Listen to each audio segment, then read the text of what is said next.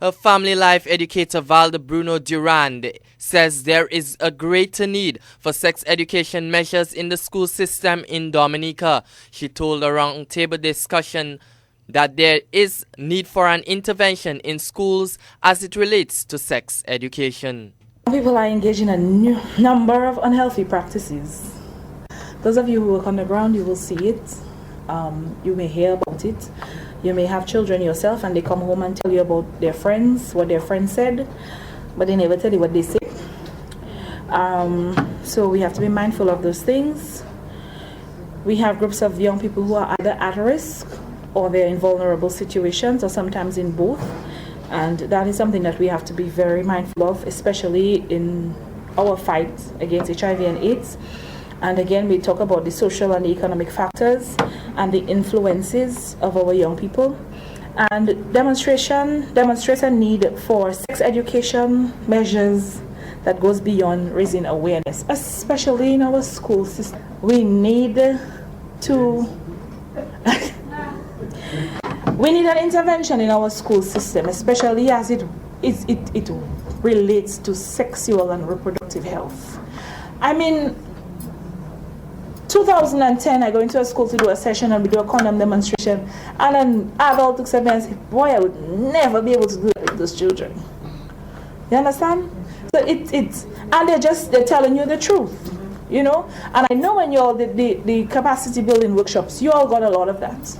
So there is a need. If it's one person you can find to go in all these schools, find that one person to go in the schools. Because it's something that we need to do. It has to be done. Because let me tell you, when you talk to the young people, they know what's happening. So never mind you come in the class and you want to do a session with them on good communication skills, etiquette. Yeah, they know that already.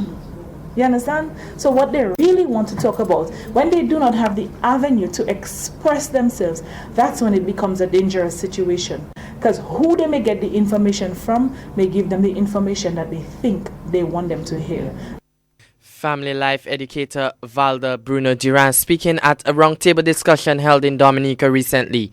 In other news, High Commissioner of India to the Commonwealth of Dominica, His Excellency Malay Mishra, has arrived in Dominica on a 3-day visit. The purpose of the visit is to seek to broaden areas of cooperation and collaboration between the Commonwealth of Dominica and India. Government's Press Secretary Sean Douglas says while in Dominica, the Indian High Commissioner will meet Acting Prime Minister, the Honorable Reuben Blackmore. Other members of Cabinet will also meet the Indian government official. His Excellency Malay Mishra will also meet officials from the Dominica Association of Industry and Commerce, DIC, the Dominica Chamber of Agribusiness, and small business organizations. A press conference is also slated for tomorrow, Wednesday, 19th of May, 2010. Since Dominica established diplomatic relations with India in 1981, Dominica has benefited enormously from assistance offered by the government of India, particularly in the field of education and training. Every year, the government of India offers training in various short courses under the Indian Technical and Economic Cooperation ITEC program of the Ministry of External Affairs in New Delhi.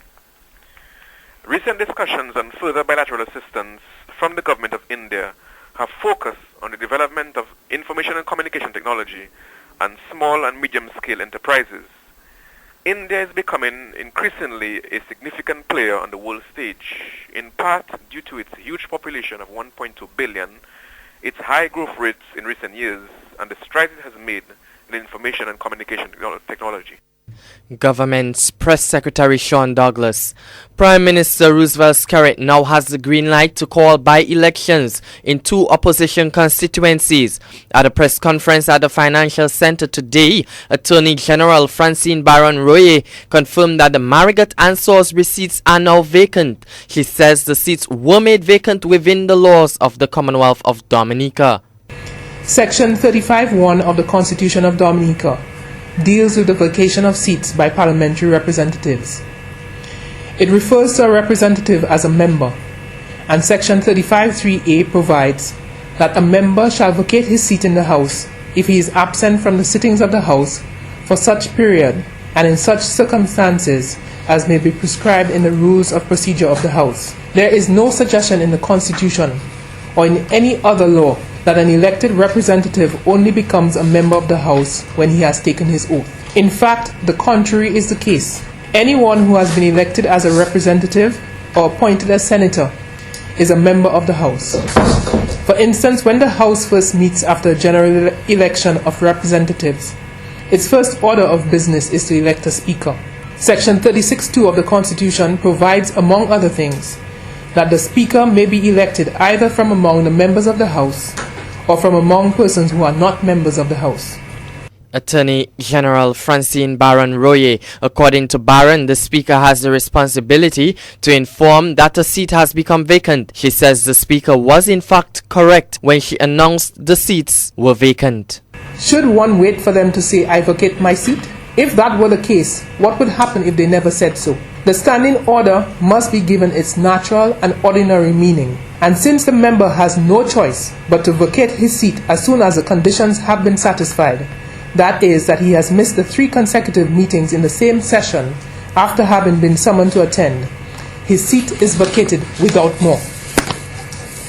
Since the Speaker is the one responsible for the business of the House, the Speaker has a responsibility to inform that a seat has become vacant by virtue of the operation of law, that is, Standing Order 15(2). This, to my mind, must be done as soon as reasonably practicable, bearing in mind that there is a time limit set for the holding of by-elections.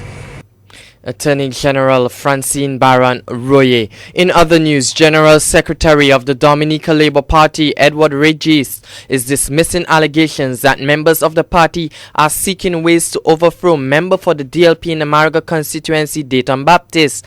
President of the DLP Constituency Association of Marigot, Harold Tyson, told Kyrie News that a meeting on Sunday night has decided not to have Baptist contest a possible by-election. On the 16th of May, the Constituency Association of Marigot of the Dominica Labour Party met with party officials. A number of discussions carried on, rather there was a lot of discussions. Top on the list was the by-election and candidate to represent the Marigot constituency for the Dominica Labour Party. We have decided that, or rather I should say, that there was a unanimous consensus that Mr. Dayton Baptist or Senator Dayton Baptist will not be the candidate to contest the by-election for the Labour Party in the Marigot constituency. We have, of course, identified a candidate who will be contesting. That candidate we will disclose at the appropriate time. Harold Tyson. However, Regis says the party has not yet reached a decision on whether it will contest the Marigot and Salisbury seats, which are now vacant. Well, all I can say is that the Labour Party has not taken a decision yet as to whether we will contest the seats of Marigot and Salisbury in a by-election, and if we do, who will be running those seats. We had a very successful meeting in Marigot just yesterday, and we listened to the persons who were present, and of course we put in place a program that would enable us to better understand what our position would be in the near future, or rather our approach towards the by-elections. That is still unfolding, and so we cannot say who will be running or who will not be running. So any person reporting that certain people would not be running, we would have to disassociate the Dominica Labour Party with the state. Mr. Baptist contested the 2009 general elections on behalf of the Dominica Labour Party. He has since been named as senator for the Dominica Labour Party, and he remains the caretaker for the Marigot constituency. That is as far as I can take this. There will always be persons who will want more, but at the end of the day, Mr. Baptist remains the caretaker for the constituency at this point in time.